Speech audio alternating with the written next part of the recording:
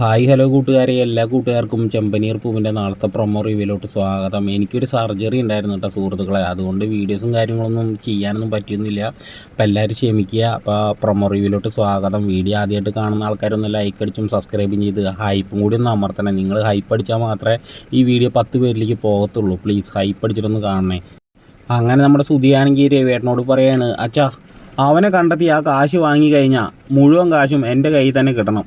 അത് കേട്ട സച്ചിയാണെങ്കിൽ പൊട്ടിത്തെറിച്ചുകൊണ്ട് സുധിയോട് പറയണ്, ഞാൻ നിന്നെ പോലെ മറ്റുള്ളവരെ കാശ് എടുത്തുകൊണ്ട് ഓടിപ്പോകാനൊന്നും നോക്കത്തില്ല.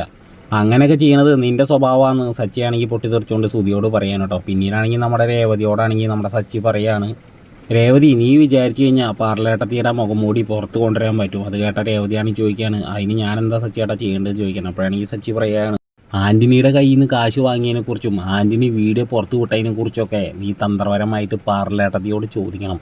അങ്ങനെ നീ ചോദിക്കുന്ന സമയത്ത് പാർലേട്ടത്തിയുടെ ഭാവം മാറുന്നുണ്ടെങ്കിൽ അപ്പം നമുക്ക് മനസ്സിലാക്കാൻ പറ്റും പാർലേട്ടത്തി ഇതിൽ നല്ല രീതിയിലുള്ള പങ്കുണ്ടെന്ന്. പിന്നീട് രേവതിയാണെങ്കിൽ സച്ചി പറയുന്നതുപോലെ നമ്മുടെ ശ്രുതിയെടുത്ത് വന്നിട്ട് ഇങ്ങനെ ചോദ്യങ്ങളൊക്കെ ചോദിക്കാൻ കേട്ടോ.